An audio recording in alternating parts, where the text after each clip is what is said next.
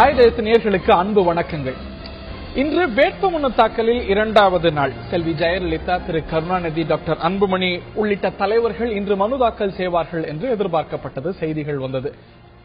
அதன்படியே அவர்களும் இன்று மனு தாக்கல் செய்தார்கள். திரு வைகோ அவர்கள் போட்டியிடக்கூடிய கோவில்பட்டி தொகுதியில் இன்று வேட்புமனு தாக்கல் செய்கிறார் என்பது செய்தி. 20 ஆண்டுகளுக்கு பிறகு சட்டமன்ற தேர்தல் களத்தில் திரு வைகோ களமிறங்குகிறார். தமிழகம் முழுவதிலும் இருந்து பத்திரிகையாளர்கள் வந்திருந்தார்கள், ஊடகங்கள் வந்திருந்தார்கள், காட்சி ஊடகங்கள், பத்திரிகைகள் என வந்திருந்தார்கள். பெரும் திரளாக தொண்டர்களும் வந்திருந்தார்கள். 20 ஆண்டுகளுக்கு பிறகு அவருடைய தலைவர், பொதுச் செயலர் சட்டமன்ற தேர்தலில் போட்டியிடுகிறார் என்ற தகவல் அறிந்து வேட்புமனு தாக்கலை பார்ப்பதற்காக திரு வைகோ அவர்களும் வந்தார் வேட்புமனு தாக்கல் செய்யக்கூடிய தேர்தல் அலுவலகத்துக்கு. ஆனால் அவருக்கு பதில் திரு விநாயக ரமேஷ் என்ற வேட்பாளர் மனு தாக்கல் செய்தார். மாற்று வேட்பாளராக அவர் களமிறங்குகிறார். இன்று அவர் மனு தாக்கல் செய்வார். பிறகு 2 நாட்களில் திரு வைகோ அவர்கள் மனு தாக்கல் செய்வார்கள், வேட்புமனு தாக்கல் செய்வார் என்று தகவல் வந்தது. ஆனால் யாரும் எதிர்பாராத வண்ணம் அவருடைய பிரச்சார வாகனத்தில் ஏறிய திரு வைகோ இந்த போட்டியிலிருந்து, சட்டமன்ற தேர்தல் போட்டியிலிருந்து தாம் விலகுவதாகவும், தமக்கு பதிலாக அந்த தொகுதியுடைய கோவில்பட்டி தொகுதியுடைய வேட்பாளராக விநாயக ரமேஷ் தான் களமிறங்குவார் என்றும் அறிவித்தார். இது அதிர்ச்சி ஏற்படுத்தியது. தொண்டர்களுக்கு மட்டுமல்ல, கூட்டணி தலைவர்களுக்கும், மக்கள் நல தேமுதிக மக்கள் நல கூட்டணி தலைவர்களுக்கும்.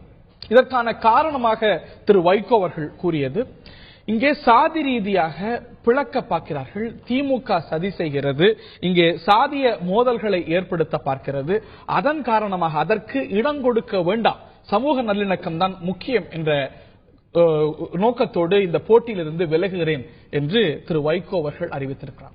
அவர் வைத்த குற்றச்சாட்டு பல கேள்விகளை எழுப்புகிறது.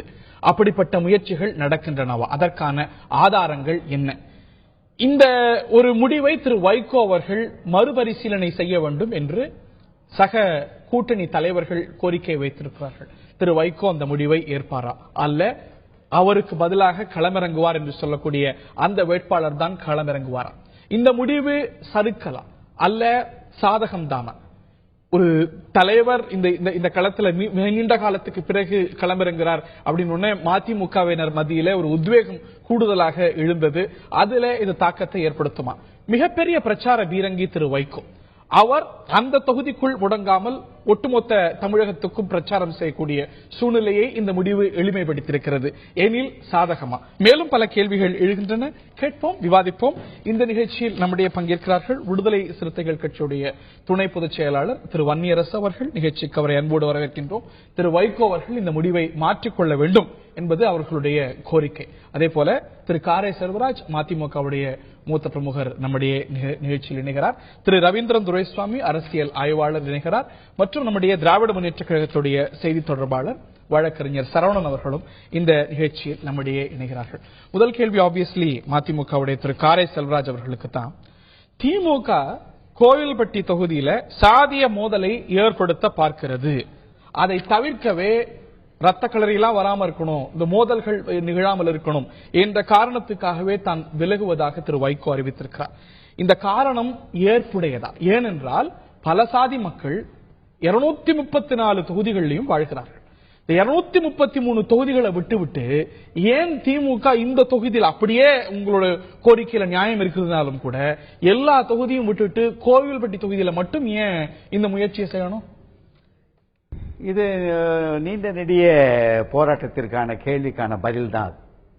வைகோ அவர்களை பொறுத்தவரை இந்த முறை ஒரு ஒருங்கிணைப்பாளராக இருந்து மிகப்பெரிய கூட்டணியை உருவாக்கி திராவிட முன்னேற்ற கழகத்தின் மீது, கலைஞர் அவர்கள் மீதும், மு.க. ஸ்டாலின் அவர்கள் மீதும் நிறைய குறைபாடுகளை இந்த தேர்தல் களத்தில் எடுத்து வைத்துக் கொண்டிருக்கிறோம். மக்கள் மத்தியிலே இது எடுபட்டுக் கொண்டிருக்கிறது. இன்றைக்கு அவர்கள் அண்ணா திராவிட முன்னேற்ற கழகத்தை எதிர்த்து தேர்தல் களத்திற்கு வருவதற்கு முன்னால் வைகோ அவர்கள் வைக்கிற வாதங்களுக்கு பதில் சொல்ல முடியாமல் தடுமாறிக் கொண்டிருந்த ஒரு சூழ்நிலை.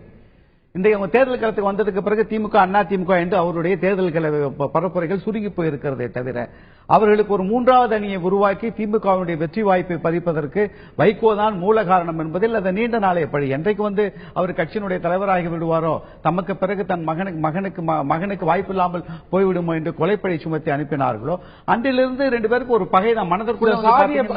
அது நடந்து எப்போ 2009லயே அந்த முயற்சியை மேற்கொள்ள, 2009லயே அந்த முயற்சியை மேற்கொள்ள, 14லயே முயற்சி மேற்கொள்ள, இன்னைக்கு திடீர்னு ஏன் செய்யணும்? அதுக்கு நான் ஒரே ஒரு காரணத்தை மட்டும் நான் சொல்லிடுறேன்.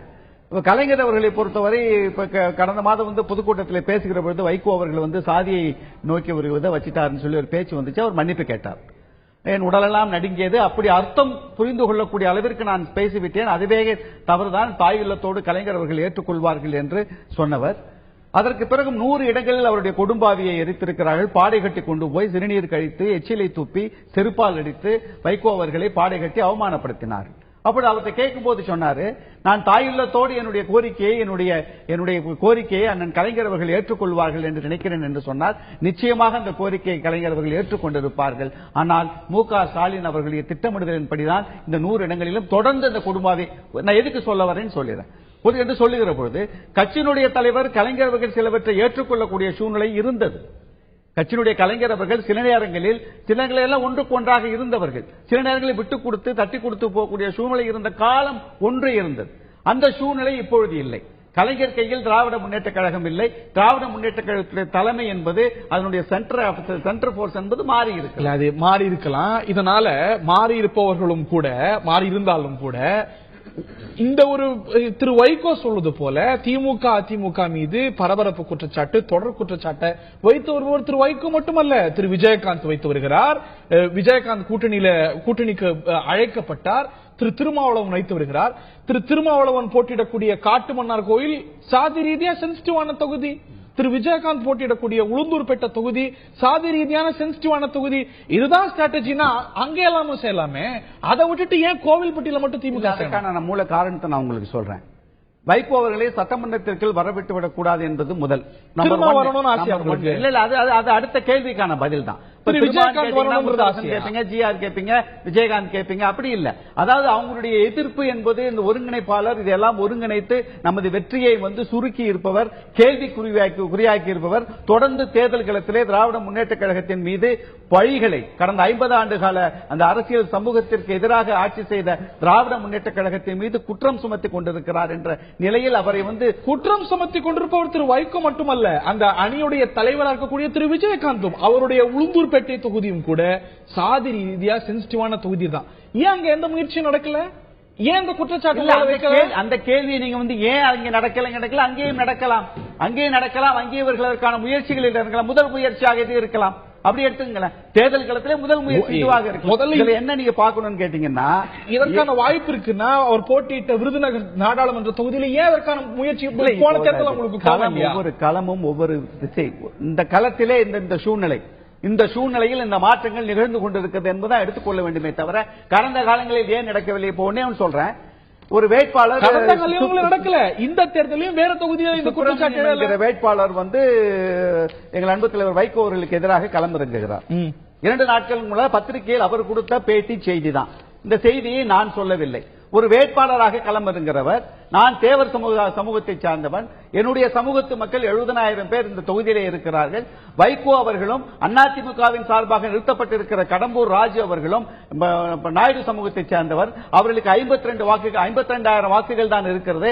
அதை அவர்கள் பிரித்துக் கொள்வார்கள். தேவர் சமுதாய மக்கள் எனக்கு வாக்களிப்பார்கள், வெற்றியடைவேன் என்று அந்த தொகுதியிலே எங்கள் அன்பத்தில் வைகோ அவர்களை எதிர்த்து நிற்கிற திராவிட முன்னேற்ற கழகத்தினுடைய வேட்பாளர் சுப்பிரமணிய அவர்கள் ஒட்டுமொத்தமாக ஒரு சாதியை மனதில் வைத்து தான் இந்த சமூகத்தை சார்ந்தவன், இந்த சமூகத்து மக்கள் எல்லாம் எனக்குத்தான் வாக்களிப்பார்கள் என்று பத்திரிகையில் அவர்கள் கொடுத்த செய்தி.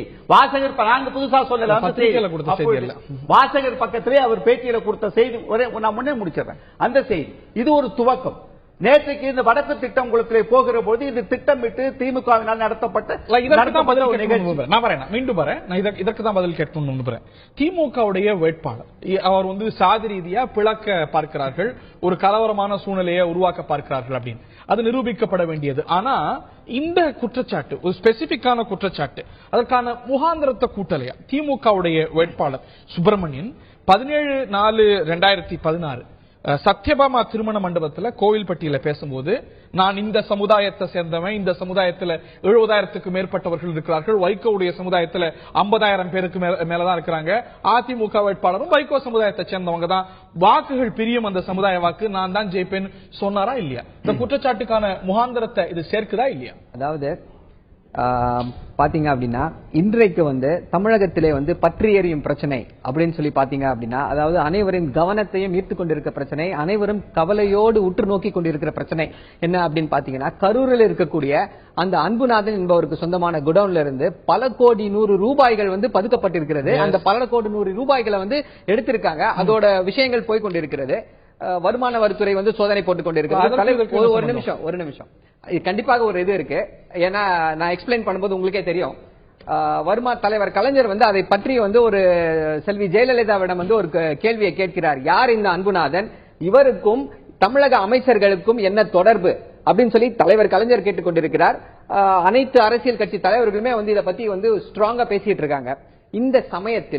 இந்த சமயத்தில் வந்து மக்களின் கவனத்தை வந்து திசை திருப்ப வேண்டும் அப்படி என்ற ஒரே ஒரு நோக்கத்தில் இப்பொழுதும் சொல்கிறேன், அவர் வந்து அதிமுகவுக்கு சார்பாக செயல்பட்டுக் கொண்டிருக்கிறார். இது ஃபர்ஸ்ட்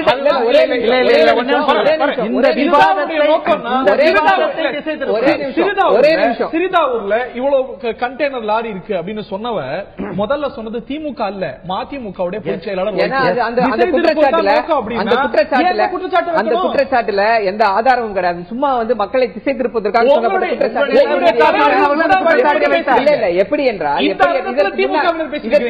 இதற்கு முன்னால் வந்து என்ன நடந்தது அப்படின்னா, இதற்கு முன்னால் ஒரு 2 வாரங்களுக்கு முன்னால் என்ன நடந்துச்சு அப்படின்னா, அப்பொழுது வந்து ஒரு அதிமுகவுக்கு எதிராக வந்து ஒரு பற்றி எறியும் சூழ்நிலை வந்தது. என்ன ஆச்சு அப்படின்னா, வேட்பாளர்களை வந்து மாற்றினார்கள். அது அனைவருமே ஒரு அதிர்ச்சியை ஏற்படுத்தது. மக்களிடம் வந்து இப்படிப்பட்ட ஒரு லிஸ்ட கூட சரியா முடியாத சூழ்நிலை இருக்கும் பொழுது என்ன பண்றாரு அப்படின்னா, அந்த வைகோ உடனே வந்து தலைவரை வந்து கடுமையான வார்த்தைகளால் விமர்சிக்கிறார். சோ எப்பொழுதெல்லாம்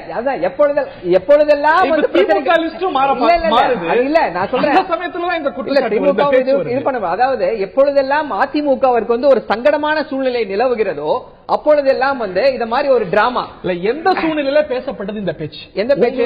திமுக வேட்பாளர், கோவில்பட்டி தொகுதி வேட்பாளர் ஒரு கூட்டத்துல பேசும்போது, நான் இந்த சமுதாயத்தை சேர்ந்தவன், என்னுடைய சமுதாயத்துல இவ்வளவு வாக்கு பலம், வைகோ சமுதாயமும் அதிமுக வேட்பாளர் சமுதாயமும் ஒண்ணு, ஓட்டு பிரியும் பேசினாரா இல்லையா? வைகோ அவர்கள் வந்து ஒரு பப்ளிக் மீட்டிங்ல என்ன சொல்றாரு அப்படின்னா, மூப்பனார் வந்து என்னை வைகோ என்று கூப்பிட மாட்டார், என்னை வந்து என்னுடைய சாதி பெயரை சொல்லி கூப்பிடுவார் என்று அவருடைய சாதி பெயரை சொல்லி புலங்காகிதப்பட்டவர் தான் இந்த வைகோ.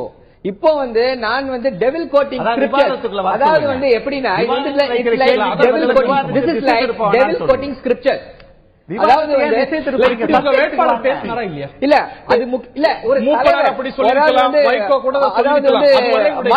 மாற்றத்தின் உருவம், மாற்றத்தின் வந்து முயற்சி, அதுதான் சொல்றேன், மாற்றத்தின் முயற்சி, மாற்றத்தின் உருவம் அப்படின்னு சொல்றக்கூடிய அந்த தலைவரே அப்படிப்பட்ட சாதிய அடையாளத்தில் தான் செயல்பட்டுக் கொண்டிருக்கிறார். சாதி அடையாளங்களுக்கெல்லாம் கண்டிப்பாக அது அப்பாற்பட்ட கட்சி.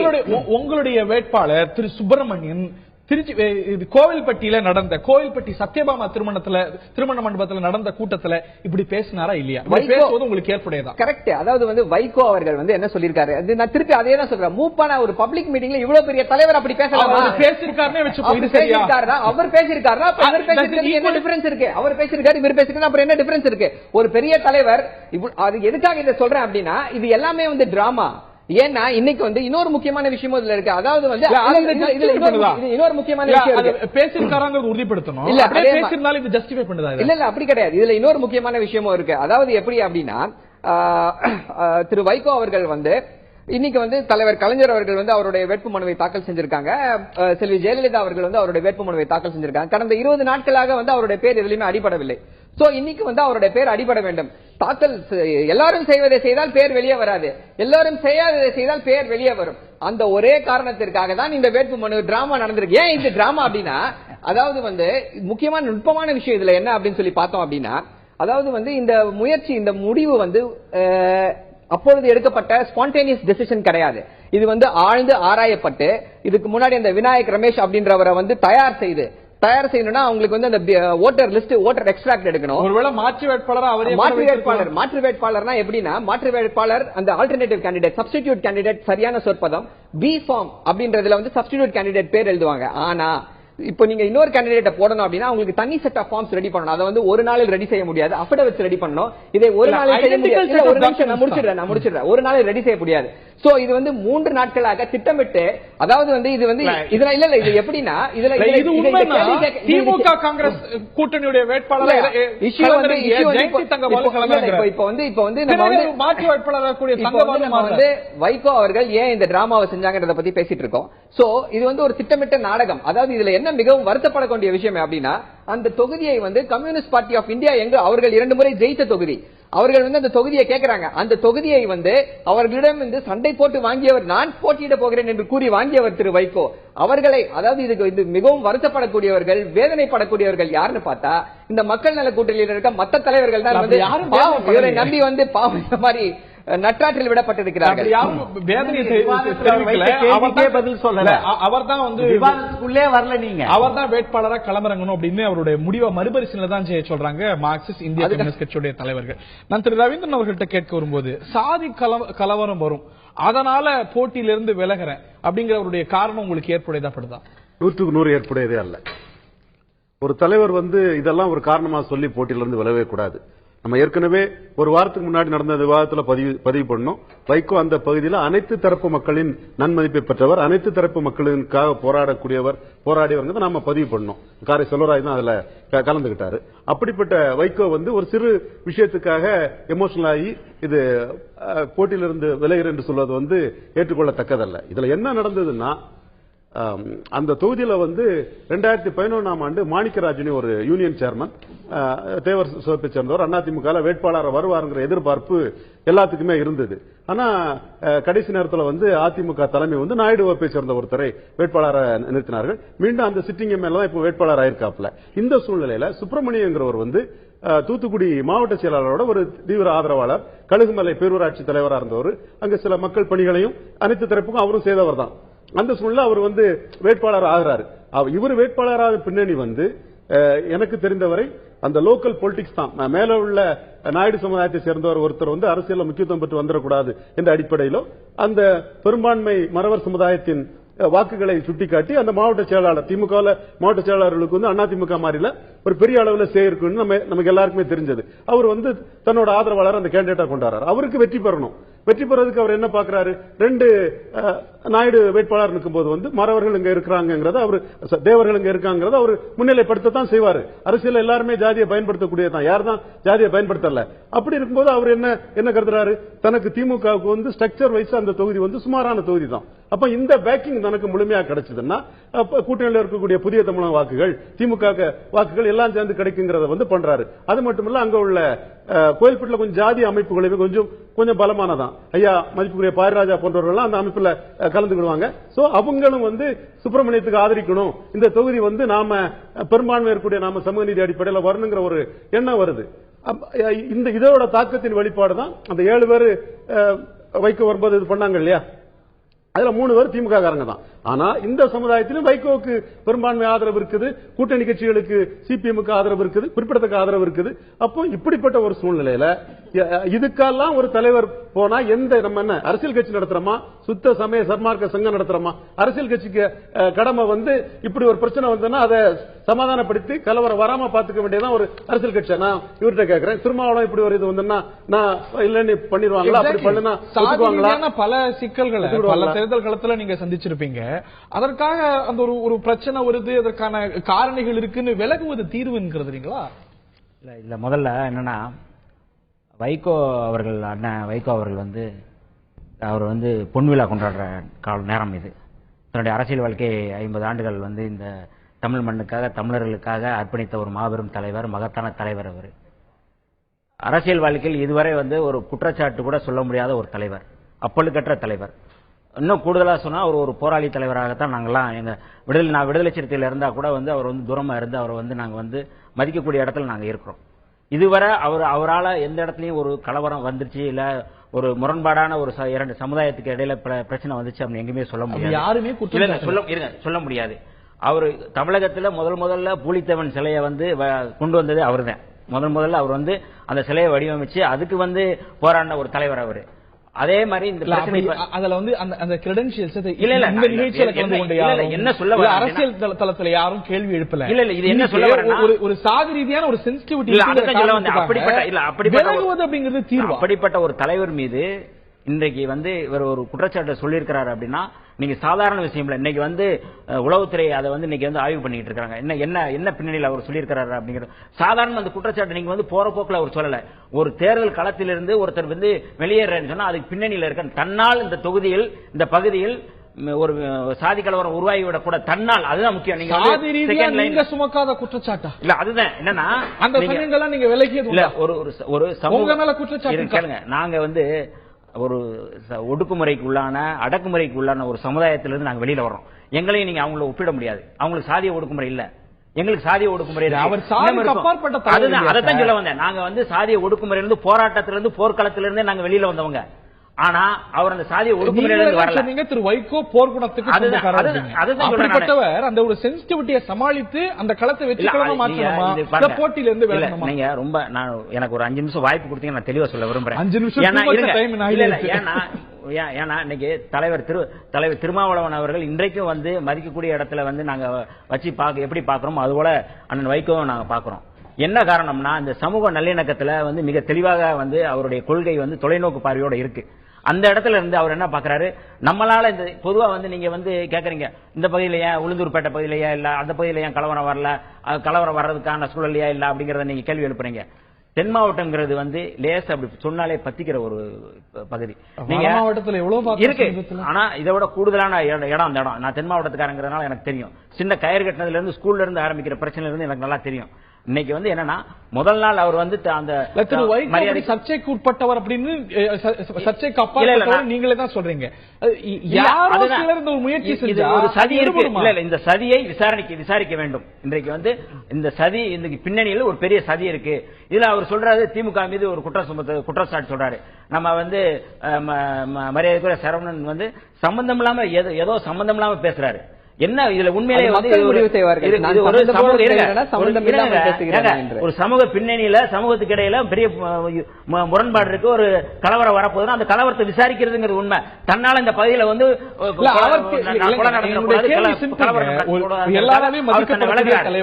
எல்லா சமூகங்களுக்கும் ஏற்புடையதாக கருதக்கூடிய தலைவர் அந்த போட்டியிலிருந்து விலகுவது அப்படிங்கிறது அதுக்கு நாங்க வந்து இன்னமும் சொல்றோம் அவர் மறுபரிசீலனை செய்யணும். அவர் போர்க்களத்தை அந்த போராட்ட களத்துக்கு வரணும், தேர்தல் களத்துக்கு வரணுங்கிறது என்னுடைய தனிப்பட்ட எங்க விடுதலை சிறுத்தைகளுடைய கருத்து.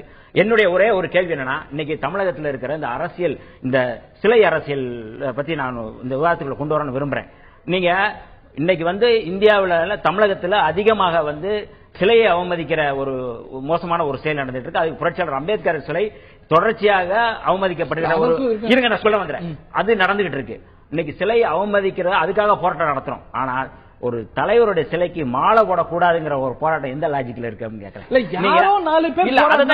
அதுக்கு பின்னணி வைகோ அவர்களே நேற்று வந்து அந்த சர்ச்சைக்குரிய சம்பவம் நடக்குது. அவர் வந்து தேவர் சிலைக்கு மாலை அணிவிக்க போறாரு. சிலர் பிரச்சனை கிளப்புறாங்க. ஒரு கேள்வி, ஒரு மூத்த தலைவர் போட்டியிலிருந்து விலகுவதா? ஒரே ஒரு கேள்வி கேட்கிறேன். அன்னைக்கு நடந்த சம்பவம் அன்னைக்கு முடிஞ்சிருச்சு. ஆனால் ஒரு நாள் இடைவெளி விட்டு இன்றைக்கு திரும்பவும் வந்து ஒரு இடத்துல வந்து கோயில்பட்டியில வந்து தேவர் சிலையை சுத்தி வந்து நின்னுகிட்டு அவர் மேல முழக்கம் போடுறாங்கல்ல.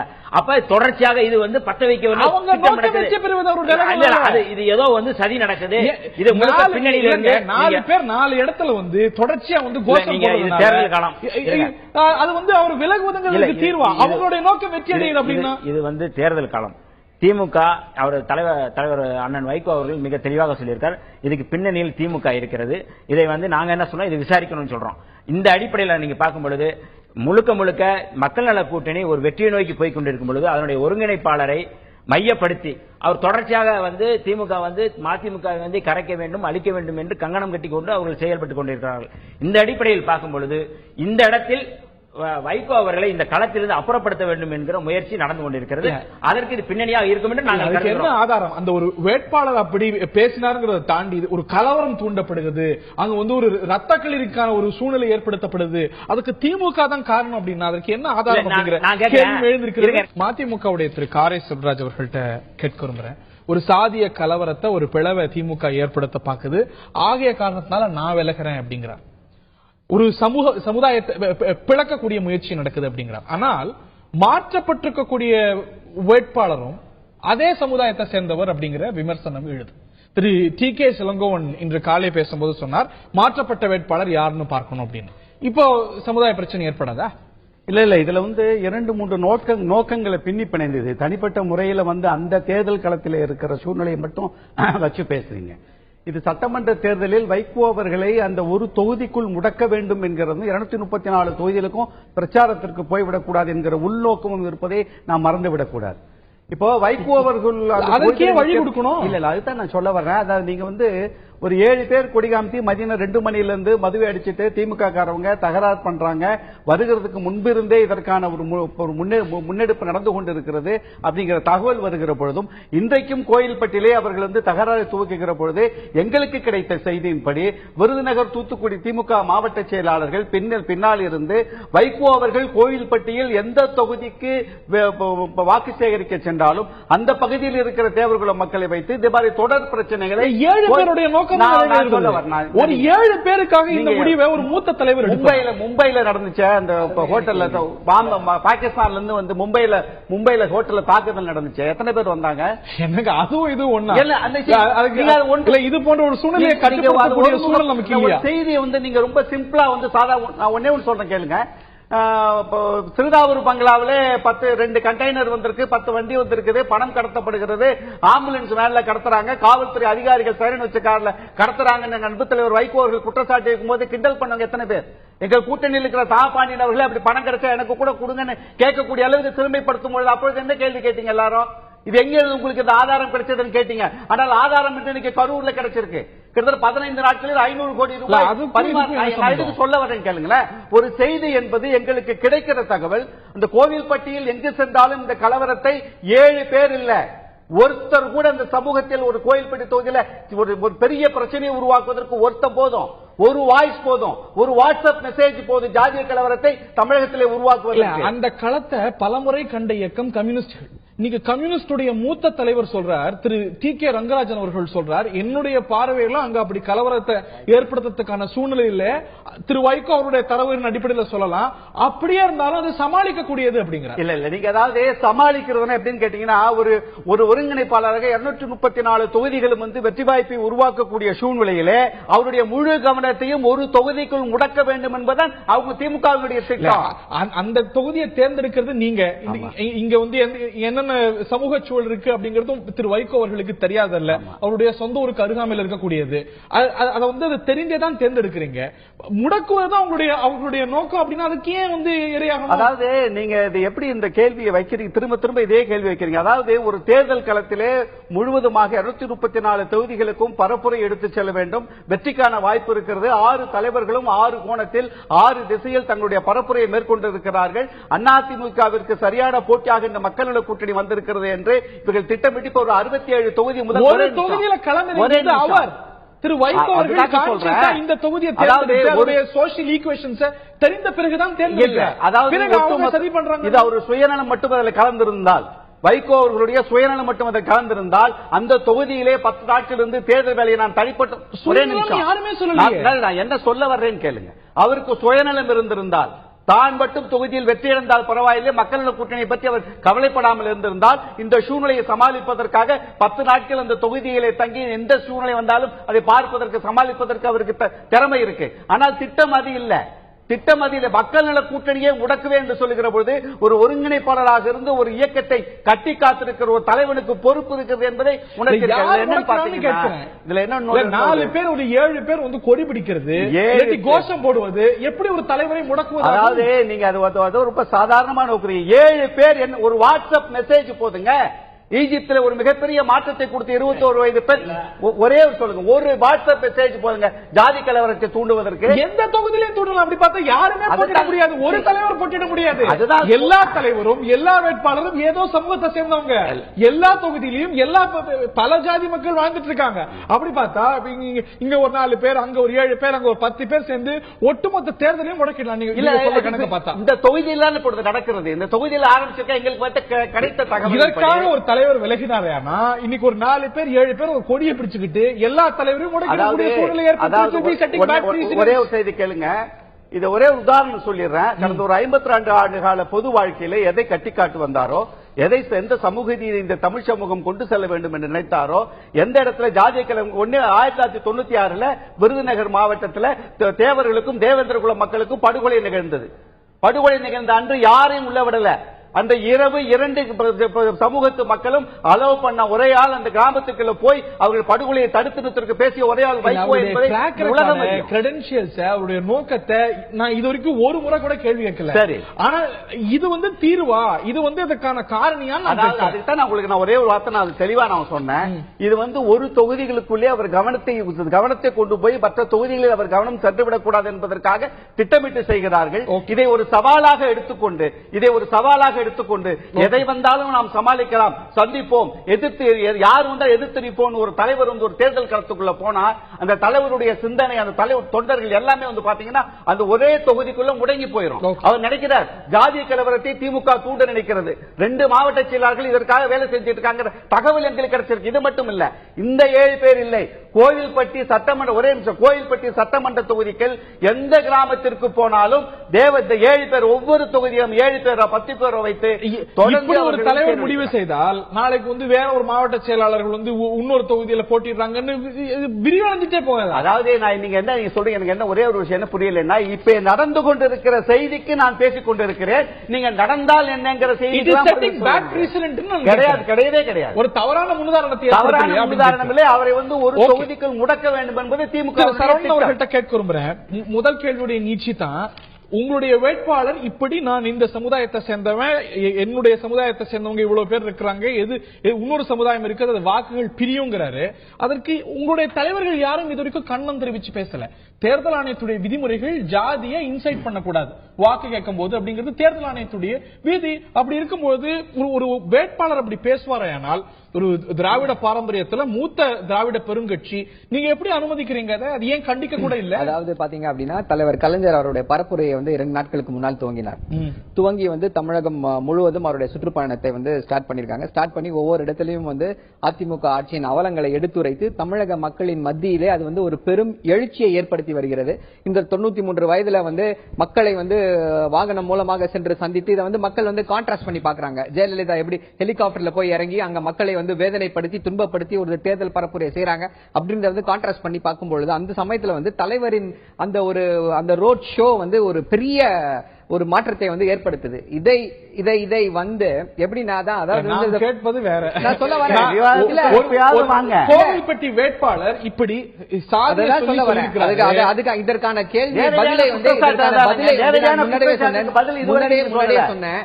அதாவது திரு வைகோ பேசியதற்கான பதில் அல்ல, உங்க வேட்பாளர் பேசியதற்கு இல்ல. நான் என்ன சொல்ல வரேன்னா, இவ்வளவு ஒரு மாரல் ஹை கிரவுண்ட் எடுத்து பேசக்கூடிய அந்த திரு வைகோ அவர்கள் இத போல ஒரு பொதுக்கூட்டத்தில் மூப்பனார் என்ன இது மாதிரி என்ன வைகோ சொல்ல மாட்டாங்க, ஜாதி பெயர் கூப்பிடுவார்னு சொல்லி தாத்தா காலத்துல பேசுறேங்க. எங்க தாத்தா காலத்துல பேசுறவர் என்ன ஒரே அப்படின்னா நீ கூப்பிடுவாரு. ஜி.கே. மூப்பனார் பெரியவர் கூப்பிட்டுக்கார் சொன்னது என்பது ஜாதியத்தை ஏற்றுக்கொண்டு வைகோ போராட்ட. நான் ஒண்ணு கேட்கிறேன் கேளுங்க. இப்பொழுதாவது நீங்கள் வைத்த கேள்விக்கு இந்த சூழ்நிலைக்கெல்லாம் திமுக தான் நான் காரணம் என்று குற்றச்சாட்டியை வைக்கிறேன். அடுக்கடுக்காக பல காரணங்கள் எங்களுக்கு கிடைத்திருக்கிற தகவல். இதை இன்னும் வீரியத்தோடு எடுத்து சென்று கோவில்பட்டி முழுவதும் ஜாதிய கலவரத்தை மோதி எங்கள் கட்சி பெயரை கெடுத்து எங்கள் தலைவரை ஒரு தொகுதிக்குள் முடக்கி வைக்க வேண்டும், மக்கள்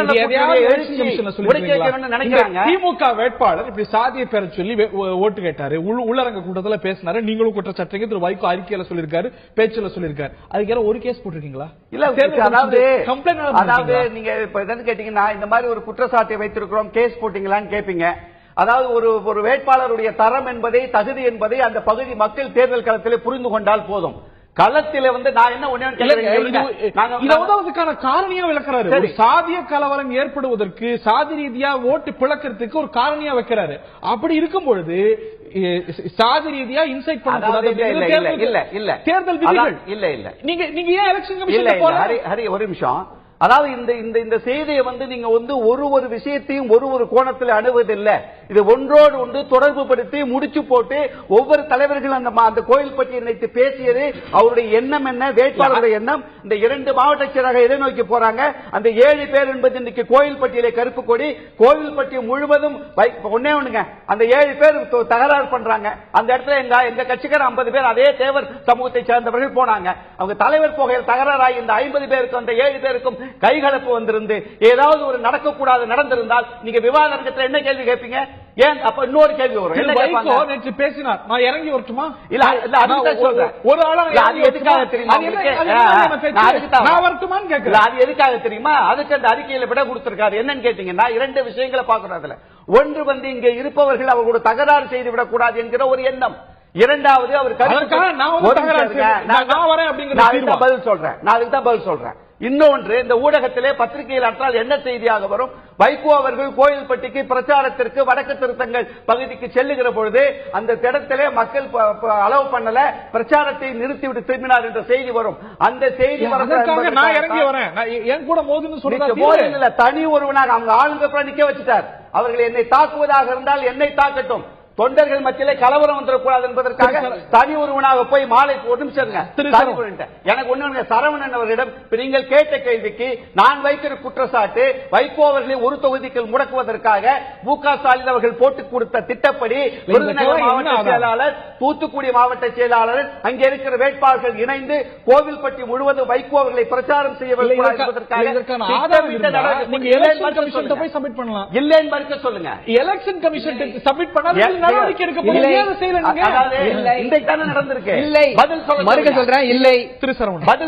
அதாவது வைகோ எப்படின்னு சொல்லி பாத்தீங்கன்னா ஒரு சொல் வீரர், அப்படி அவரை நாம் சொல்லலாம். இதுக்கு முன்னாடியே நம்ம பல்வேறு சொல்லியிருக்கோம். அவர் ஒரு சிறந்த பேச்சாளர். ஆனால் ஒரு கட்சியை நிர்வகித்து நடத்தக்கூடிய ஒரு தலைமை பண்பு அவரிடம் இருக்கிறதா அப்படின்னு சொல்லி பார்த்தோம்னா அது கண்டிப்பாக கிடையாது. தலைமை பண்பு பற்றி நீங்க பேச வேணாங்க, பிரச்சனைக்கு வாங்க. விவாதத்தை உங்கள் மீது வைக்கிற குற்றச்சாட்டுக்கு ஒரு குற்றச்சாட்டுக்காக பதில் சொல்லுங்க. விவாதத்தை சரியான திசைக்கு கொண்டு போங்க. என் மீது குற்றச்சாட்டு சொல்லுங்க, என் தலைவன் வைகோ மீது சொல்லுங்க. செய்தது தவறு, திமுகவிற்கு இதற்கு சம்பந்தம் இல்லை, இதுவெல்லாம் காரணம் எடுத்து சொல்லுங்க, நான் ஏற்றுக்கொள்கிறேன். விவாதத்திற்கு உள்ள வாங்க. நீங்க எந்த கேள்விக்கு விவாதத்தில் பதில் அதாவது பாத்தீங்கன்னா எப்படி அப்படின்னு சொல்லி பாத்தீங்க அப்படின்னா, அதாவது நான் சொன்ன போல, அதாவது ஒரு தேர்தல் களத்துல நான் போட்டியிடுவேன் என்று சொல்லிவிட்டு ஒரு கூட்டணியை அமைத்து விட்டு கூட்டணியில நான் போட்டியிடுவேன் சொல்லிட்டு மற்ற அதாவது ஒரு சின்ன எக்ஸாம்பிள் சொல்லணும் அப்படின்னு சொல்லி சொன்னா என்ன சொன்னாங்கன்னா, அதாவது இந்த கூட்டணியில இருந்து இருக்கக்கூடிய ஒரு முதல்வர் வேட்பாளர் ஆனால் மற்ற கூட்டணி கட்சி தலைவர்கள் அவர்களை தட்டி கேட்பார்கள் அப்படின்னு சொல்லி ரொம்ப ஒரு அலங்காரமான வார்த்தைகள் எல்லாம் சொல்லி சொன்னாங்க.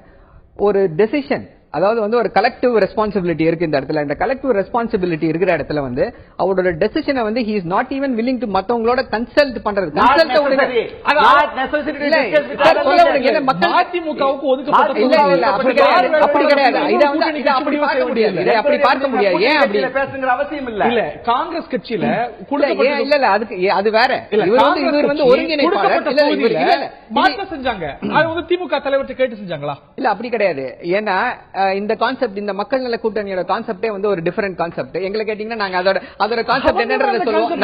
இவங்க மக்களிடம் சொல்லக்கூடிய கான்செப்ட் என்ன அப்படின்னா கூட்டு தலைமை, கலெக்டிவ் ரெஸ்பான்சிபிலிட்டி அப்படின்னு சொல்லி சொல்றாங்க. அப்படிப்பட்ட ஒரு கலெக்டிவ் ரெஸ்பான்சிபிலிட்டி இருக்கிற இடத்துல இவர் ஏற்கனவே முடிவு பண்ணிட்டார். 3 நாளைக்கு முன்னாடியே முடிவு பண்ணிட்டாரு, இந்த தொகுதியில நான் போட்டி போட போறதில்லைன்னு சொல்லிட்டு ஒரு ஆல்டர்னேட்டிவ் கேண்டிடேட் ரெடி பண்ணிட்டாரு. ரெடி பண்ணி எல்லா ஃபார்ம்ஸையும் ரெடி பண்ணி வச்சுட்டாரு. அதே மாதிரி இதை வைத்துக்கொண்டு அந்த அவர் பேசக்கூடிய இதை கூட ரெடி பண்ணி கொண்டு வந்துட்டாங்க. அது ஒரு டிராமா மாதிரி, அங்க போய் கடைசி நிமிடத்தில் எடுக்கக்கூடிய முடிவு மாதிரி ஒரு டிராமா செய்யப்பட்டது. சரி, இது முடிவு பண்ணிட்டாங்க. இல்ல இந்த அவங்களுடைய பிரரோகேட்டிவ்ங்க, அவங்களுடைய அதிமுகவுக்கு ஒதுக்கப்பட்ட தொகுதி. இது சரி, நான் யார வேட்பாளரை நிறுத்தணும் அப்படின்னா அவங்க தமாகாட்டியோ இல்லாட்டி விடுதலை சிறுத்தைகள்கிட்டயோ கேட்க வேண்டிய அவசியம் இல்லை. விடுதலை சிறுத்தைகள் மாற்றிய போது திரு வைகோ அவர்கள்ட்ட கேட்டு மாற்றல. சோ அவங்களுடைய பிரரோகேட்டிவ்.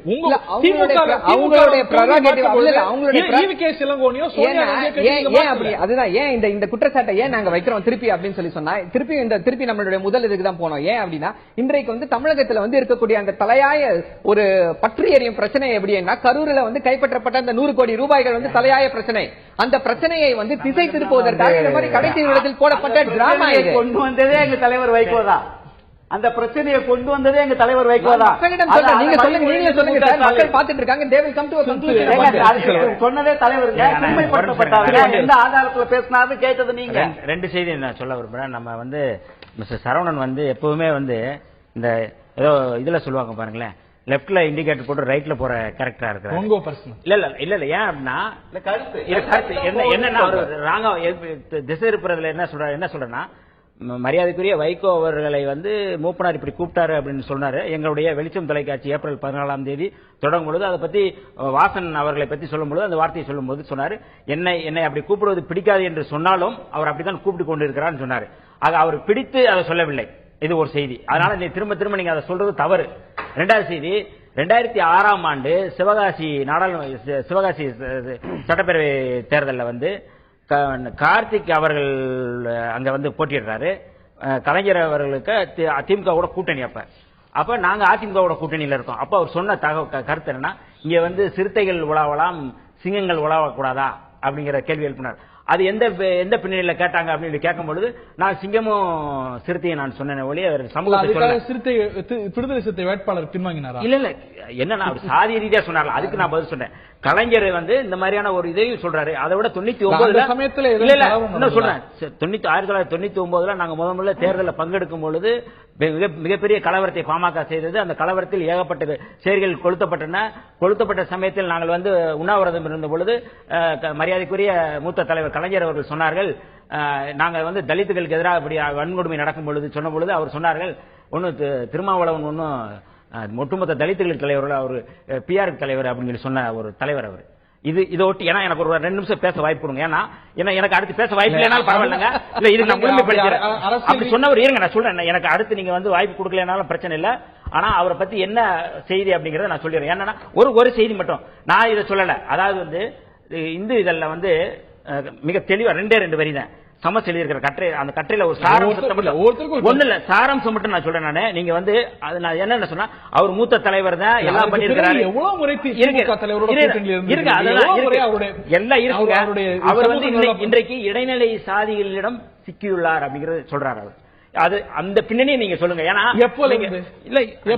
இப்ப சமீப காலமா வந்து நாங்க கருதுறது இல்லையா, எல்லா காலத்தையும் இருக்குங்க. இன்னைக்கு வந்து கூடுதலா இருக்கு. அதுதான் அந்த எல்லா காலகட்டத்திலும் நாங்க சொல்றோம். இந்த கட்டுரையில சொல்றேன். அவர் என்ன சொல்றாரு, ஏதோ வைகோ மட்டும்தான் அப்படிங்கிற மாதிரி சொல்றாரு. இன்னைக்கு வந்து அவர் மூத்த தலைவர் தான், கலைஞர்களை நாங்கள் மதிக்கிறோம், அவர் பெரியார் வழியில் வந்தவர்கள். ஆனால் இன்றைக்கு அவரை சுற்றி இருப்பவர்கள் இடைநிலை சாதிகளாக, சாதி ஆதிக்கவாதிகளாக இருப்பவர்கள் இன்னைக்கு பின்னி பிணைந்திருக்கிறார்கள். ஹிந்து இதழ் நான் சொல்லல, ஹிந்து இதழ் இன்னைக்கு வந்து சொல்லியிருக்கிறார், வேற மாதிரி சொல்லியிருக்கலாம். நான் சொல்லல, அதான் சொல்றேன். அவர் சொல்றாரு காரணமா இன்னைக்காவது உங்களால எப்படி அவரோட தொடர்ந்து பணியாற்றி இருக்கிறீங்க, அவருக்கு நிறைய முறை அவரை பாராட்டி இருக்கிறீங்க, அவருடைய சமூக அக்கறைய, அவருடைய பெரியார் வழி வந்த மாண்பெல்லாம். நான் அன்னைக்கெல்லாம் உங்களுக்கு பிரச்சனையா இல்லையே? எல்லா காலத்திலையும் அவர் வந்து அருந்தியர்களுக்கு இடஒதுக்கீடு கொடுக்கும் பொழுது நாங்கள் உடனடியாக அது சமத்துவ பெரியார் பட்டம்லாம் கொடுத்தோம். அது வேறு. நான் என்ன சொல்றேன்னா, சமூக ரீதியா இன்றைக்கு வந்து முழுமையாக இப்படி ஒரு பிரச்சனை நடக்குது. நான் கேட்கிறேன், இப்படி ஒரு கருப்பு கொடி ஆர்ப்பாட்டம் பண்றாங்க, திமுக கண்டிச்சிருக்கா? ஏன் அதை செய்யறீங்கன்னு கண்டிச்சிருக்கா? நீங்க வந்து வேட்பாளர், அவருடைய வேட்பாளர் பேசுறாரு, அதை கண்டிச்சிங்களான்னு கேட்கறீங்க. அது கண்டிக்கணும். கண்டிக்க வேண்டிய இடத்துல வந்து கலைஞர் இருக்கிறாரு, திமுக. ஆனால் கருப்பு கொடி ஆர்ப்பாட்டத்துக்கு எதிராக இப்ப கருப்பு கொடி ஆர்ப்பாட்டம் செய்கிறார்கள், அதை திமுக கண்டித்திருக்கிறார். அப்ப தூண்டிவிட்டது அவர்கள்தான் என்று இதுல இருந்து உறுதி செய்யப்பட்டிருக்கு. அவங்க நான் என்ன கேட்கிறேன், அப்ப நீ கண்டிங்க, யாரோ செய்யட்டும், கண்டிங்க. யாரும் இதுல கூடுதல் என்னன்னா, இதுல முக்கியமா என்னன்னா, இன்றைக்கு வந்து சாதியானவ படுகொலைகள் அதிகமாக நடந்து கொண்டிருக்கின்றன. இந்த சாதியானவ படுகொலைகளில் இன்றைக்கு வந்து சங்கர் வந்து படுகொலை செய்யப்பட்டிருக்கிறான். இது கௌசல்யா குடும்பத்துக்கு போய் பார்த்து அவருக்கு ஆறுதல் சொல்லிவிட்டு வந்த பிறகு இந்த கோரிக்கையை வச்சுதான் அவர்கள் குரல் எழுப்பியிருக்கிறார்கள் என்று அவர் குற்றச்சாட்டு சொல்லியிருக்கிறார்கள். மிகப்பெரிய ஒரு ஜாதி மறுப்பு திருமணம் செய்பவர்களுக்கு வந்து 60,000 ரூபாய் வந்து கொடுப்போம் சொல்லி எங்களுடைய தேர்தல் அறிக்கையில சொல்லியிருக்கோம். அதே தேர்தல் ஜாதி மறுப்பு திமுகவின் முக்கியமான கொள்கை. நல்லதுங்க, நான் பாராட்டுறேன். அதே திமுக தேர்தல் அறிக்கையில் தமிழ்நாட்டில் நடக்கிற சாதி ஆணவ படுகொலைகளை தடுத்து நிறுத்த தனிச்சட்டம் இயற்ற வேண்டும் நாங்கள் கோரிக்கை வைக்கின்றோம், நாங்கள் பேசுகிறோம். அதற்கு தேர்தல் அறிக்கையில் தேர்தல் அறிக்கையில் இல்லாம வந்து நீங்க சும்மா பேசுறீங்க, 60,000 கொடுப்போம், 40,000 கொடுக்கறோம். முதல்ல தடுப்பதற்கு முதல் சட்டத்தை கொண்டு வாங்க, தனி சட்டம் இயற்ற வேண்டும் என்று நான் தொடர்ச்சியாக கோரிக்கை வைக்கிறோம். அதை விட்டு சும்மா 40,000 50,000 ஆட்சிக்கு வந்தவுடன் உங்களோட கோரிக்கை பரிசீலிக்கப்படும். ரவீந்திரன் துரைசாமி அவர்கள்ட்ட கேட்க விரும்புறேன். முதல்ல போட்டியிடுவேன் அப்படின்னு சொல்லி பிறகு விலகியது அப்படிங்கிறது முரண்பாடா பார்க்கப்படுமா, அல்ல இன்னைக்கு Vaiko has the liberty of going across the state, மாநிலம் முழுக்க பிரச்சாரம் செய்வதற்கான சூழல் இன்னும் எளிமையாயிடுது, அந்த வகையில பாதிப்பை ஏற்படுத்தாதுன்னு கருதலாம்? மாநிலம் முழுவதும் பிரச்சாரம் பண்றதுக்குள்ள வாய்ப்பு எளிமையாயிருங்கிறது ஒரு பக்கம் இருந்தாலும், இதே சுப்பிரமணியத்துக்கு அரசியலை வைகோ சப்துலா பண்ணார். அதாவது இமானுவேல் சேகரன் கொலையில தேவருக்கு குற்றவாளி இல்லைங்கிறது நீதிமன்றமே சொன்ன ஒரு விஷயம். அந்த நீதிமன்றம் கிழமை நீதிமன்றம் தேவர் குற்றவாளி இல்லைன்னு தீர்ப்பளிச்சதும் அதுக்கு அன்னைக்குள்ள காங்கிரஸ் அரசும் அதை அப்பீலும் பண்ணல. அந்த நீதிமன்ற தீர்ப்பை அரசாங்கமும் ஒத்துக்கிட்டு ஆனா அதுல பிரேமா பேசிய அவர் மேல அந்த கொலை குற்றம் ஒரு 20-25 நாள் கழிச்சு தான் அவர் அக்யூஸ்ட் ஆச்சாத்தாங்கன்னு நினைக்கிறேன். சோ எனிவே அது 57ல நடந்த ஒரு சம்பவம். 61லே அன்னைக்குள்ள முதல்வருக்கு அண்ணா வைகோ கொண்டாடக்கூடிய முதல்வர் தலைவர் அண்ணா அன்னைக்குள்ள முதல்வருக்கு கடற்கரையில செலவச்சிருக்கிறாப்ல. அப்புறம் 62லே அது ஒன்றும் பெரிய இஷ்யூவாட் ஆகல. அன்னைக்கும் காங்கிரஸ் அரசாங்கம் அதுல மிகப்பெரிய வெற்றி பெற்று அப்படிப்பட்ட ஒரு இஷ்யூவை, அதாவது ஒரு 57 ஒரு இஷ்யூவை அந்த கூட்டங்கள்ல அடிக்கடி வைகோ பேச ஆரம்பிச்சாரு. அப்பதான் சுப்பிரமணியம் விழிக்கிறாரு. இது இந்த நோக்கம் நம்ம வாக்குகளை, அதாவது தேவர் டெட் இஸ் மோர் பவர்ஃபுல் தான் தேவர் அலைவ். சோ அந்த எமோஷனலா அவங்க அட்டாச்சா இருக்காங்க அந்த கம்யூனிட்டி. அப்போ அதை பேச ஆரம்பிக்கும் போது சுப்பிரமணியம் ஏற்கனவே சுப்பிரமணியக்கு கேம் பிளான் யாருமே வெற்றி பெறதுக்கு இதை தான் வைப்பாங்க. இதை சொல்லும் போது அவர் சுதாரிச்சுக்கிட்டு மீண்டும் பேச ஆரம்பிக்கிறார். ஏன் ஜாதி வாக்கு இவ்வளவு இருக்குங்கிறார். வைகோ சப்துலா பண்ணது. நீங்க அதான சொன்னேன், எல்லாருக்கும் ஒரு எல்லா தலைவரும் பட்டேல் கூட மிகப்பெரிய தேசிய தலைவர், நான் பெரிய தேசிய தலைவர் நான் பட்டேல் இல்லன்னு ஆயிராதுன்னு அவரு கூட பதிவு பண்ணிருக்கிறார். அந்த வகையில Vaiko out of contest, out of பாக்ஸா என்னைக்கோ உள்ள சம்பவத்தை சொல்லி அந்த சமுதாய மக்களோட வாக்குகளை பெறணுங்கிறக்காக தான் சொன்னாரு. அது என்னைக்கோ நம்ம கொடுக்கிறாரு. நேதாஜியோடு தொடர்ந்து தொடர்புல இருந்தவர், பல சமூக காரியங்களை செஞ்சவர், அதெல்லாம் சொல்றாரு. அதுக்குள்ள இந்த இது இருக்குது. 62ல முடிஞ்சு போன கதை, அண்ணா அதை எடுக்காத ஒரு கதை. இவரை எடுத்து சொல்லும் போது அதுல அவருக்கு ஒரு நோக்கம் இருக்கு. அந்த 70,000 வாக்குன்னு சொல்றாங்க இல்லையா, அந்த வாக்கு தான் நோக்கம். அப்போ என்னோட வாக்க நீங்க இந்த மாதிரி ஒரு அரசியல் பண்ணி, இந்த அரசியல் இல்ல சார், இன்னைக்கு இந்த அரசியல் பழைய திமுக அரசியல் தான். அதை இன்னைக்கு பண்றாரு. நான் ஓபனா வைகோட்டை இதுல யார்கிட்ட வேணாலும் விவாதம் பண்ண தயாரா இருக்கிறேன். இதுல என்னென்னலாம் வைகோ போய் சொல்லியிருக்காரு, முதல்நிலை ஆதாரமற்ற சம்பவங்கள் எவ்வளவு சொல்லியிருக்காங்களா, நான் தயாரா இருக்கிறேன். முதல்நிலை ஆதாரமற்ற சம்பவங்கள்லாம் பட் அது மைல்டா தான் பண்ணாரு. அந்த மைல்டா அவரு பண்ணதை சுப்பிரமணியம் எஃபெக்டிவா பண்றாரு. இதுல ஒரே ஒரு விஷயம் மட்டும் நீங்க கூடுதலா எடுத்துங்க. கடந்த 20 ஆண்டுகளாக தான் பசும்பொன் முத்துராமலிங்க தேவருக்கு மரியாதை செய்வதற்கு தேவர் சமூகத்தினுடைய தலைவர்கள் படையெடுத்துக் கொண்டிருக்கிறார்கள். எந்த பொறுப்புமே இல்லாம அந்த காலத்துல கடந்த 40 ஆண்டுகளாக பசும்பொன்னிற்கு சென்று முத்துராமலிங்க தேவருக்கு மரியாதை செய்து கொண்டிருப்பது எங்கள் அன்பு தலைவர் வைகோ. அதுக்கு என்ன ஒரு காரணம் சொன்னான்னு கேட்டீங்கன்னா, தனக்கு 10 வயது இருக்கிற பொழுது முத்துராமலிங்க தேவர் அவர்கள் எங்க ஊருக்கு கொஞ்சம் எங்க அப்பாவை சந்திக்க வந்தார். அந்த 10 வயதிலே கால்சட்டை பருவத்தில் ஒரு சிறுவனாக அவர் பார்த்து அவருடைய கம்பீரம், அவர் பேசின பேச்சு, காங்கிரஸை விட்டு வெளியே வாருங்கள் அவர் சொன்ன பேச்சு பசுமர தாடி போல் பதிந்திருந்தது. அப்படி ஒரு மகப்பெரிய ஒரு தலைவனுடைய ஈர்ப்பு எனக்கு 10 வயதிலே வந்ததுனாலதான் ஒரு பொறுப்புல இல்லாமல் 40 ஆண்டு காலம் தமிழகத்தில் எந்த ஒரு அரசியல் கட்சி தலைவர் செய்யாத செஞ்சதா எதுக்காக ஒரு காரணம் பாப்பீங்களா, அப்படி காரணப்படுத்துறீங்களா? இதுக்குத்தான் வாக்கு வாங்குவதற்காகத்தான் ஒரு 40 ஆண்டுகளுக்கு அந்த சமுதாயத்துக்கும் சரி இந்த சமுதாயத்துக்கும் ஏற்புடையவா இருக்கார் இல்லையா?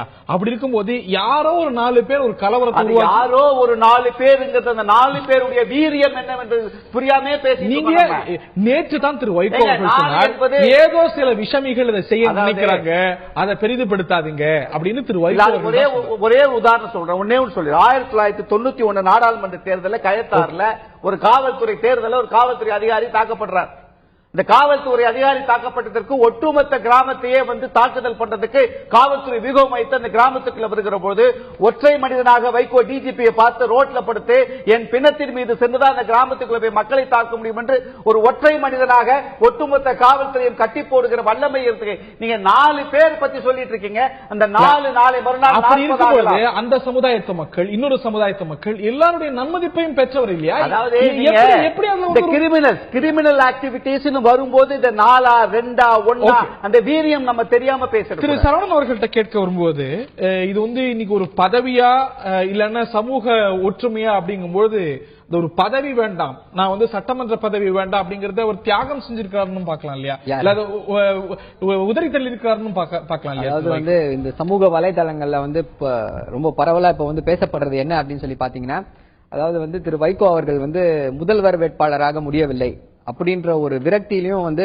இந்த போட்டியிடல அப்படின்ற ஒரு சமூக வலைதளங்கள்ல வந்திருக்க செய்தியை நான் சொல்றேன்.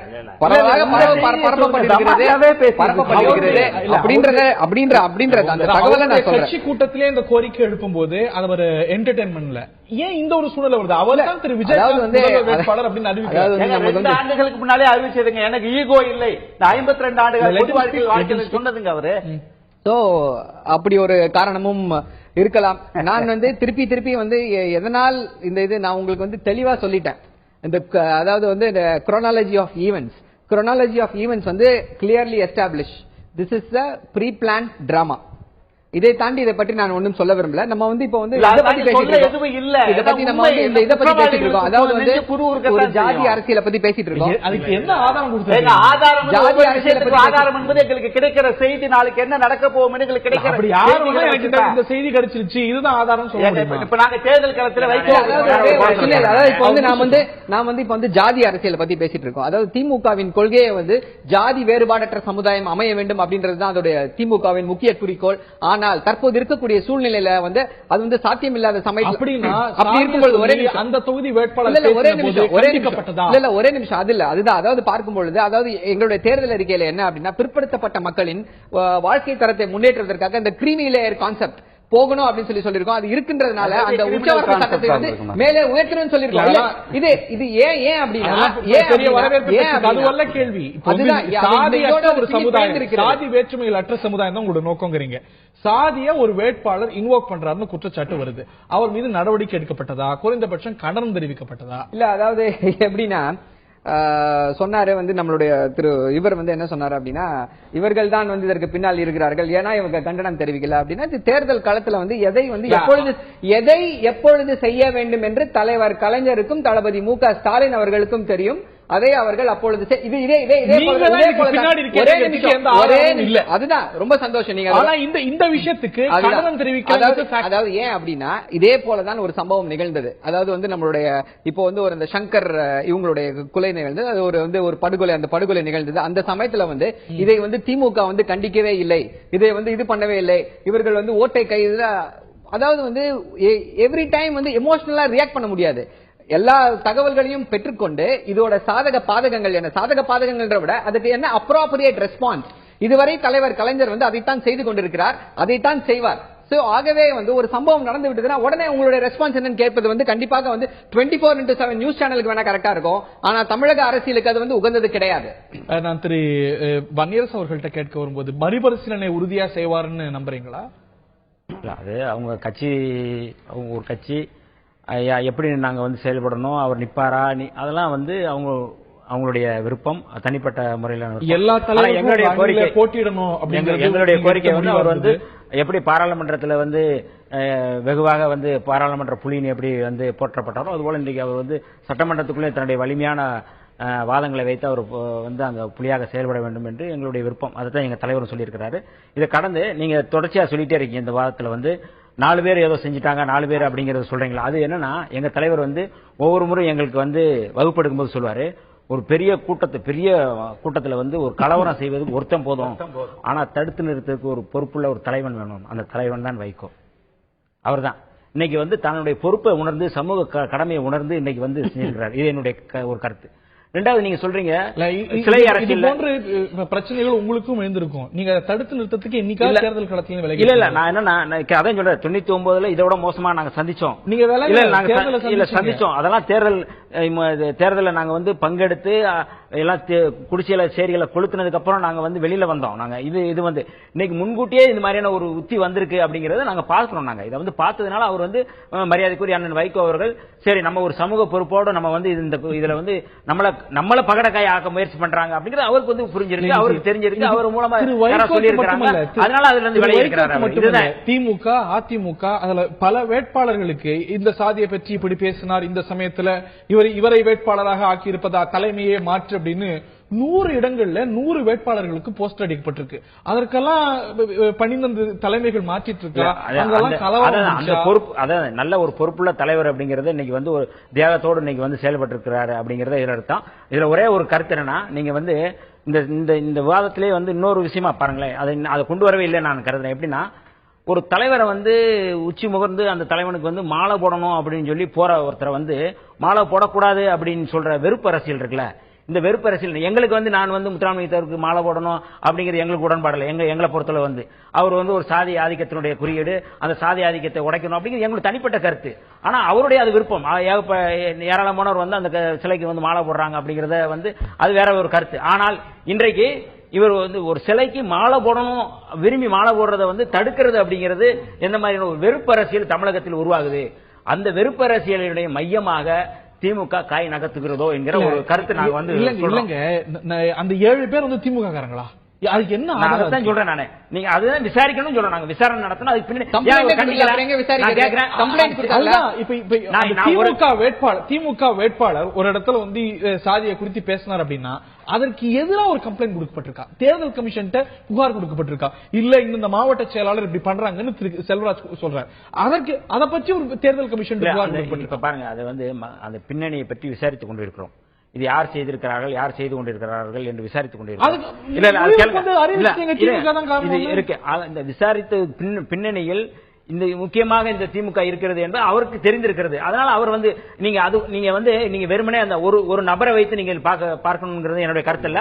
ஆனால் முழுமையாக இன்றைக்கு ஒரு சாதியை மையப்படுத்திக் கொண்டு, சாதியத்தை உள்வாங்கிக் கொண்டு, இடைநிலை சாதி ஆதிக்க சாதிகளுடைய கட்டுப்பாட்டில் இருந்து கொண்டு இன்றைக்கு திமுக திணறிக் கொண்டிருக்கிறது. அந்த வகையில் தான் இந்த மாதிரியான ஒரு அரசியலை முன்னிறுத்துகிறார்கள் என்பதுதான் என்னுடைய குற்றச்சாட்டு. ரவீந்திர துரைசாமியுடைய இறுதியான கருத்து. இல்ல, வைகோ இந்த அளவுக்கு ஒரு காரணங்களை சொல்லி விளையாடுறதுனால மீண்டும் அதை ரீகன்சிடர் பண்ணுவதற்குள்ள வாய்ப்புகள் கம்மி தான். நான் வந்து காரை செல்வராஜுக்கும் வண்டிங்க சொல்றோம், நீங்க வந்து குற்றஞ்சாட்டு நீங்களே வந்து பலமுறை கூட்டணிகளே இருந்தங்கிறது நான் கூட்டணியில இருக்கோம். அது ஆனா இந்த மாதிரி விஷயங்களை நாங்க கண்டிச்சிருக்கிறோம். அதாவது துணிச்சலா நாங்க வந்து பேசிட்டு வெளியில வந்திருக்கிறோம். எப்பவுமே விடுதலை சிறுத்தைகள் எப்பவுமே வந்து இந்த ஒடுக்குமுறை, ஆதிக்கம், சுரண்டலுக்கு எதிராக குரல் கொடுத்திருக்காங்க. எந்த கூட்டணியாளர்கள் எந்த கட்சியா இருந்தாலும் அதுல நாங்க தெளிவா இருக்கிறோம். ஜி.கே. வாசன் போட்டியிடல, ஜி. ராமகிருஷ்ணன் போட்டியிடல, முத்தரசன் போட்டியிடல, அதெல்லாம் விமர்சனத்துக்குள்ளாச்சு. அறிவித்து போட்டியில இருப்பதா அறிவித்த வைகோ, 20 ஆண்டுகளுக்கு பிறகு அறிவித்த வைகோ அந்த களத்திலிருந்து பின்வாங்குவது அப்படிங்கிறது ஒரு பின்னடைவா பார்க்கப்படுமா எப்படி? வைகோ வந்து நம்ம ஏற்கனவே சொல்லும் போது வந்து வைகோவுக்கு வந்து நல்ல வாய்ப்பு இருக்குங்கிற மாதிரி நினைச்சோம். எல்லா ஜாதிகளுக்கும் போராடக்கூடிய ஒரு தலைவர் தான். ஒரு பின் வாங்கியிருக்க கூடாது, பின் வாங்கினது அவருக்கு ஒரு பின்னடைவு தான். அதாவது களத்தில் வந்து எதையும் எதிர்நோக்குகிற, களத்தில் வந்து ராணுவம் வந்தாலும் காவல்துறை வந்தாலும் ஒற்றையாளாக நின்று எதிர்நோக்குகிற வல்லமை எங்கள் வைகோவிற்கு உண்டு. அவருடைய வரலாற்று நிறைய உதாரணங்களை நான் சொல்ல முடியும். அவர் 6 பக்க அறிக்கையில நிறைய உதாரணங்கள் சொல்லியிருக்கார். தேவர் சமூகத்துக்காக அவர் பாடுபட்டது. ஆனால் இந்த சாதியம் என்கிற ஒரு பற்ற வைக்கிற ஒரு கீழ்த்தரமான ஒரு சூழ்நிலையை அந்த தொகுதிக்குள் முடக்குவதற்கான காரணம் என்ன? இதை கோவில்பட்டி தொகுதி முழுவதும் கொண்டு செல்வதற்காக ஆயத்த பணிகள் நடந்து கொண்டிருக்கிறது என்கிற நம்பத்தகுந்த செய்திகள் வைகோவர்களுக்கு வந்ததற்கு பின்னால் களத்திலே நின்று எதை எதிர்த்து நம்ம போராடணும்னு நினைக்கிறீங்க?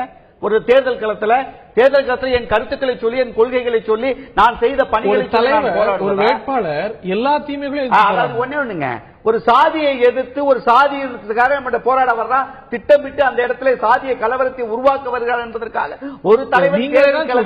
நீங்களே தான் சொல்றீங்க இந்த சமூகத்துக்கு இவ்வளவு நன்மைகளை செஞ்சிருக்கிறாரு, இவ்வளவு நன்மதிப்பை பெற்றிருக்கிறார் அப்படின்னு. அந்த நன்மதிப்பு இருக்கும்போது, எல்லா சமூகங்கள் மத்தியிலும் நன்மதிப்பு இருக்கும்போது ஏதோ சில புல்லுருவிகள், ஏதோ ஒரு புல்லுருவி நேற்றைய துவக்கம். இன்றைக்கு 7 பேர் இன்றைக்கு கோவில்பட்டியிலே 50 பேர் கருப்பு கொடியோடு தேவர் சிலை பக்கத்தில் இந்த குரல் இந்த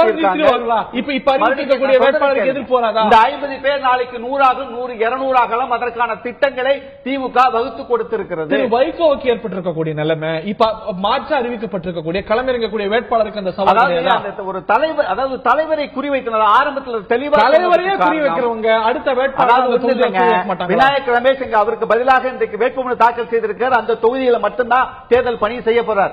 234 தொகுதிக்கு அவர் ஒருங்கிணைப்பாளர் இல்லை. அவருக்கு பிரச்சனை வராதா? அதாவது ஒரு தொகுதிக்குள்ளே இருக்கிற ஒருவருக்கும் ஒரு கட்சியினுடைய தலைவர், ஒரு மக்கள் நல கூட்டணி தேமுதிக ஒருங்கிணைப்பாளர் அவர்களுடைய ஒட்டுமொத்த கவனத்தையும் ஒரு தொகுதிக்குள் முடக்கி விடுவதற்காக செய்கிற முயற்சி தெரிந்ததற்கு பிறகுதான் நம்மால் இதுவரையில் கட்டி காத்த சமூக நீதி, இதுவரையில் நம் பேருக்கு ஒரு களங்கம் வந்து விடக்கூடாது என்பதற்காகத்தான் அவர் ஒதுங்கியிருக்கார். அதாவது வந்து திமுக வந்து அவருடைய பரப்புரையில வந்து மிகவும் சிறப்பாக வந்து செயல்பட்டு கொண்டிருக்கிறது. அந்த இதுல இருக்கக்கூடிய அந்த மேனிபெஸ்டோல இருக்கக்கூடிய வந்து திட்டங்களை, மக்கள் நல திட்டங்களை வந்து மக்களிடம் கொண்டு சேர்ப்பதில் வந்து திறமையாக வந்து ரொம்ப, அதான் ஏற்கனவே சொன்னது போல ஒரு ரொம்ப எழுச்சியாக செயல்பட்டு கொண்டிருக்கிறது. கேம்பெயின் மோட்ல இந்த சமயத்துல வந்து இந்த இதை வந்து இந்த ட்ராக், இந்த போய் கொண்டிருக்கக்கூடிய அந்த ட்ராஜெக்டரிய ஸ்டாப் பண்ணணும். இது வந்து ஒரு அதிமுகவுக்கு ஆதரமான திசை சும்மா வந்து திமுக மீது ஒரு ஆதாரமற்ற குற்றச்சாட்டை சுமத்த வேண்டும். நான் திருப்பி இப்ப சொல்றேன், கேட்டுக்கோங்க. அதிமுகவிற்கு இந்த ஒரு வாரத்துல 29ஆம் தேதி நாமினேஷன் ஃபைல் பண்றதுக்குள்ள ஏதாவது வந்து ஒரு பெரிய சிக்கல் ஏற்பட்டால் அந்த பிரச்சனையை திசை திருப்பது போல மீண்டும் நான் போட்டியிடுகிறேன் என்று சொல்லக்கூடியவர் தான் இவர். அதனால நான் சொல்றேன், என்னுடைய இதை நான் இப்ப பதிவு செய்யறேன். இப்போ திருப்பி சொல்றேன், இன்னொரு இக்கட்டான சூழ்நிலை அதிமுகவிற்கு வந்தால் அந்த சமயத்துல திருப்பி ஒரு டிராமா வந்து இவர்கிட்ட இருந்து கண்டிப்பாக வரும். திரு காரை சொல்லக்கூடிய திமுக மீது சொல்லக்கூடிய குற்றச்சாட்டுல என்ன ஆதாரம் இருக்குங்கிற கேள்வி இருக்கும். அதே போல உங்களுடைய குற்றச்சாட்டுகள் ஆதாரம் இல்லை. நான் வந்து ட்ராக் ரெக்கார்டை வச்சு சொல்றேன், நடந்ததை வச்சு சொல்றேன். இது தொடர்ச்சியாக திமுகவினர் வந்து நாங்க வந்து மக்கள் நல கூட்டணி வந்து அதிமுக பி டீம் சொல்றோம். பி டீம்ங்கிறது ஒரு பினாமி அப்படிங்கறது, அரசியல்ல வந்து இப்படி பினாமி அப்படிங்கிறது எல்லாருக்கும் தெரிஞ்சது. இப்படி அபத்தமா நாங்க வந்து ஒரு முதல்வர் வேட்பாளரை அறிவித்து நாங்கள் வந்து கடந்த 8 மாதத்திற்கு மேலாக உழைத்து ஒரு மெகா கூட்டணியை உருவாக்கி இன்றைக்கு தமிழகத்தில் ஒரு ஆட்சியை பிடிப்பதற்கு தயாரான நிலையில் இன்னமும் அவர்கள் பி டீம் என்று சொல்வது ஒரு அபத்தமான குற்றச்சாட்டு. அது வந்து நாங்க இக்னோர் செய்கிறேன். நான் என்னன்னா இதுல ரொம்ப முக்கியமான இதுதான். 96 வந்து சுந்தரலிங்கனாருடைய போக்குவரத்து கழகம் வந்து பேர் வைக்கணும்னு சொல்லும் பொழுது அந்த பேருக்கு எதிர்ப்பு தெரிவித்த பொழுது மரியாதைக்குரிய கலைஞர் அவர்கள் அந்த பேருக்கு எதிர்ப்பு தெரிவிச்ச உடனே மற்றவங்க பேரெல்லாம் வந்து எல்லாத்தையும் எடுத்துருவோம் அப்படின்னு சொல்ற நிலைப்பாடு இருக்குல்ல, அந்த நிலைப்பாட்டோடு தான் இன்றும் இருக்கிறார் என்பது. என்னன்னா ஏன்னா நீங்க வந்து பாருங்க, எல்லாருடைய பேர் இருக்கலாம், ஒன்னும் பிரச்சனை இல்ல. ஆனா மாவீரன் சுந்தரலிங்கனார் குடும்பத்தினுடைய பேர் மட்டும் இருக்கக்கூடாது. இந்த பின்னணியில நீங்க பார்க்கும் பொழுது மரியாதைக்குரிய அண்ணன் வைகோ அவர்கள் மிகவும் சமூக அக்கறையோடு இந்த களத்திலிருந்து விலகி இருக்கிறார் என்பதில் நான் வந்து உண்மையிலே வந்து அவருக்கு ஒரு சமூக அக்கறை இருக்கிறது, சமூகத்தினுடைய சமூக நல்லிணக்கம் இருக்கிறது. நீங்க அவருக்கு விருதும் கொடுத்தீங்க, அதுவும் கேள்வி. அது இன்னைக்கு அப்படி இருக்கிறாரான்னு என்னோட கேள்வி. நான் கேட்கிறேன், கூட்டணி ஆட்சின்னு சொல்லி நாங்க வந்து ஆட்சியில் பங்கு கேட்கிறோம். ஆட்சியில வந்து இன்னைக்கு வந்து ஏன் வந்து ஒரு குடும்ப ஆட்சி நடக்கணும், கூட்டணி ஆட்சி ஏன் இல்ல அப்படிங்கறத கேள்வி எழுப்புறோம். இன்னைக்கு தமிழகத்தில் மக்கள் நல கூட்டணி ஆட்சியை பிடிக்க போகிறீர்கள் என்கின்ற ஒரு அச்சத்தில் தான் திமுக தொடர்ச்சியாக மதிமுக, தமாக, தேமுதிக ஆட்களை வந்து வழிப்பறி செய்கின்ற வேலைகளை செய்து கொண்டிருக்கிறார்கள். அந்த அச்சத்தின் விளைவாக தான் வைகோவை வீழ்த்துவதற்கு செய்து கொண்டிருக்கிறார்கள். யாருக்கு அச்சம், யாருக்கு இது சறுக்கல், யாருக்கு சாதகம், இது வந்து ஒரு சமூக அக்கறையா, இவையெல்லாம் முடிவு செய்யக்கூடிய நாள் ரொம்ப தொலைவில் இல்ல. நேர்களே, இந்த நிகழ்ச்சியில பங்கு கொண்ட விருந்தினர்கள் அனைவருக்கும், பார்த்த நேர்களுக்கும் நன்றி.